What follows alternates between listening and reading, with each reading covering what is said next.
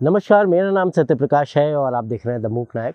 मैं इस समय उत्तर प्रदेश की राजधानी लखनऊ से लगभग 40 किलोमीटर दूर बाराबंकी के एक गांव में मौजूद हूं और ये गांव मुख्यमंत्री आवास से महज 50 किलोमीटर दूर होगा।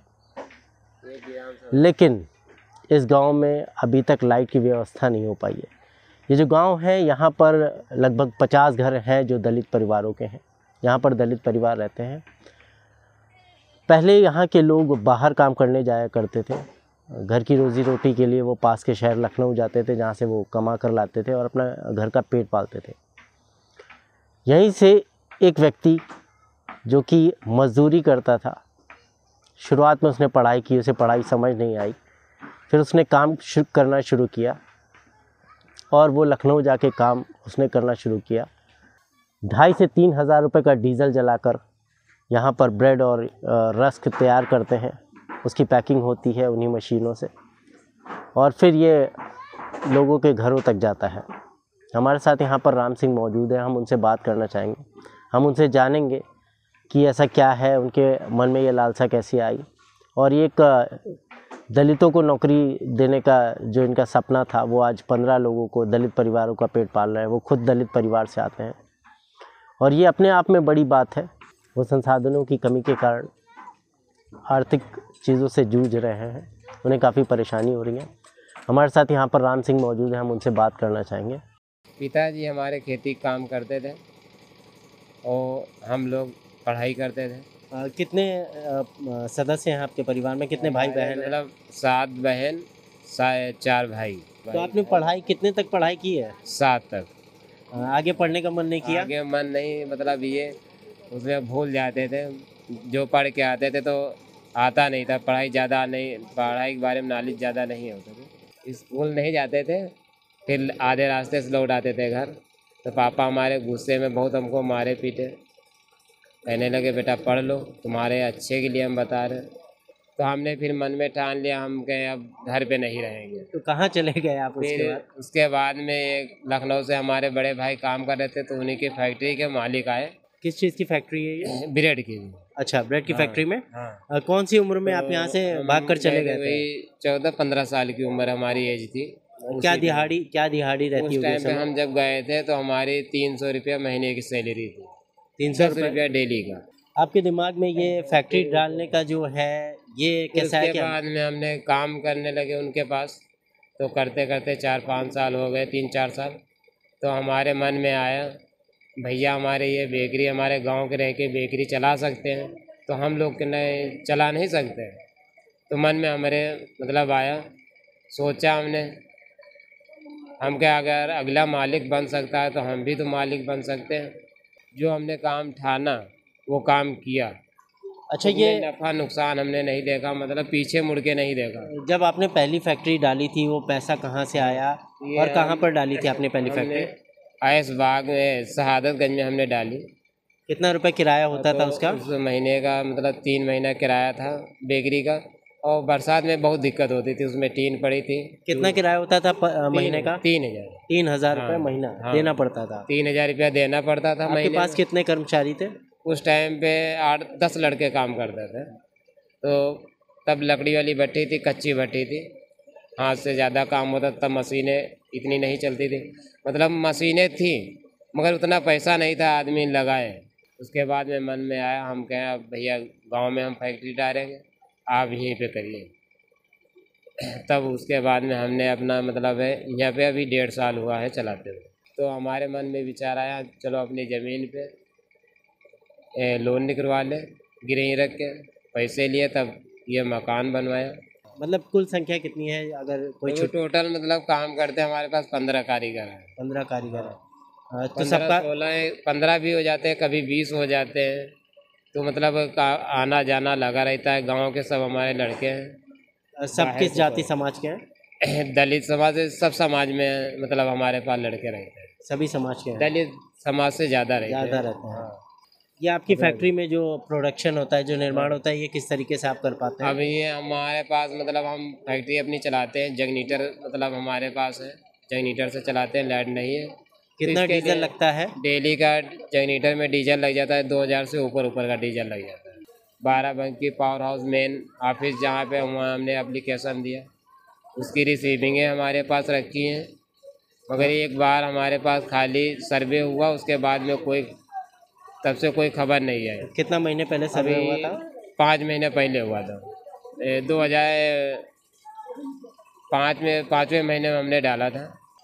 आपने इस बिजनेस को लेकर क्या सोचा है आगे और क्या हमने करेंगे? इस बिजनेस में डाला है तो हमने सोचा है जितना हमारा बिजनेस बढ़ जाए, जितना हमारे पास कर्मचारी बढ़ जाएं, लड़के काम करने वाले बढ़ जाएं, एक दूसरे के सहारे सबकी रोजी रोटी चलती है। क्या कारण है कि बिजनेस नहीं बढ़ा पा रहे हैं? अब हमारे गांव में रास्ता नहीं है और मेन है लाइट नहीं है, तो उसके लिए हमारा जो 2000 से ऊपर का डीजल पर डे लगता है, तो हमारी अगर लाइट होती तो उससे बहुत हमको बचत होती। और तो हमारा इसके लिए मतलब है काम हमारा रुका है, ठप है, आगे मतलब हाथ नहीं बढ़ पा रहे हैं। हमारे साथ जो दलित समाज से आने वाले राम सिंह हैं, उनकी पत्नी मौजूद है। वो यहाँ पर रोज़ाना सुबह और शाम को जो 15 कर्मचारी हैं इस फैक्ट्री के, उनके लिए खाना बनाती हैं। वो मौजूदा बीडीसी भी हैं। इस समय उन्होंने इस बार चुनाव में काफ़ी अच्छे मतों से जीत भी हासिल की है, पर कभी उनके अंदर गुमान नहीं आया। हम उनसे बात करेंगे। वो इस समय खाना बना रही हैं। अच्छा, ये कहाँ से ख्याल आया कि इनको अपना काम शुरू करना चाहिए खुद का? इनने खुद ये सोचा था कि आपने कहीं ना कहीं इनको? मतलब जब से शादी हुई तभी से हम मतलब सोच लिए। अच्छा, मतलब आप लोगों ने शादी के बाद ये प्लान किया था कि हम अपना खुद का सेटअप तैयार करेंगे। शुरुआत में जब ये शुरू हुआ काम, तो ये लखनऊ में रहते थे तो हम सोच रहे थे मतलब हमारा कब खुद फैक्ट्री लग जाए। अच्छा, ये जो मैं देख रहा हूँ आप इतने सारे बर्तन बिखरे हुए हैं, तो किस तरीके से आप ये मतलब कभी आपके मन में ये नहीं आता है कि आप खाना बना रही हैं और 15 लोगों का?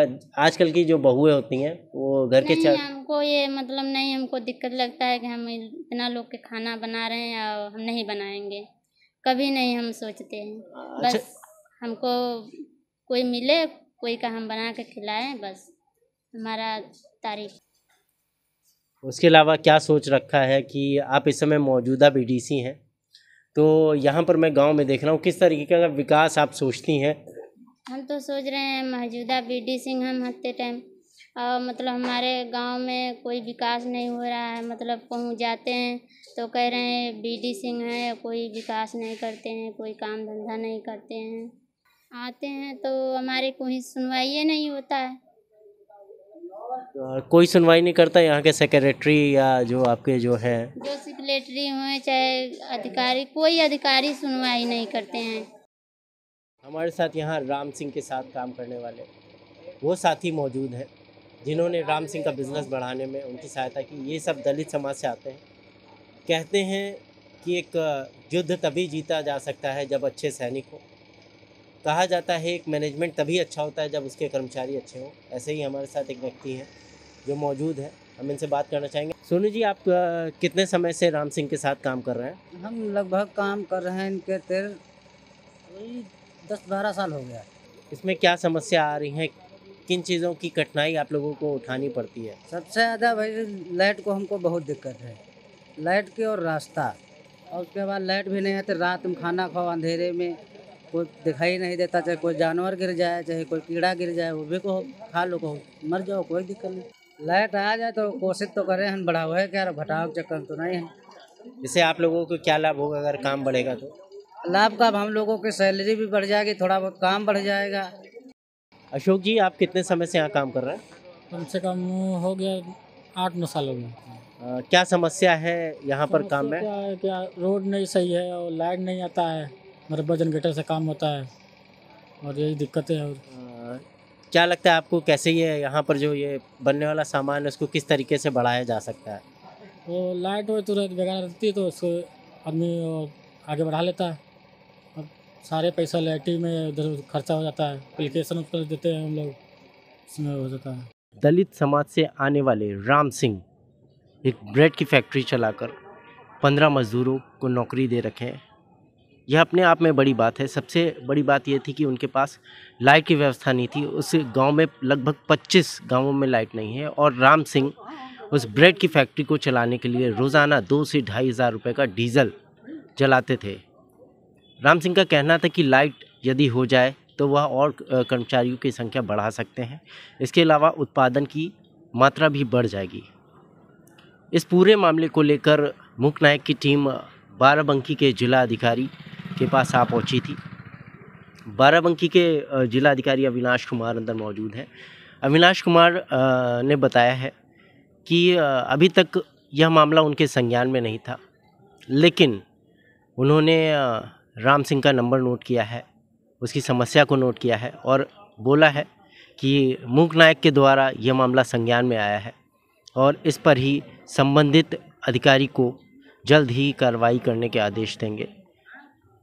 अविनाश कुमार ने बताया है कि वो संबंधित अधिकारी को आदेश करेंगे कि उस गांव तक लाइट पहुंचे और जो ये राम सिंह की समस्या है उसका जल्द ही निराकरण हो। बाराबंकी से सत्यप्रकाश की ब्यूरो रिपोर्ट, द मूक नायक।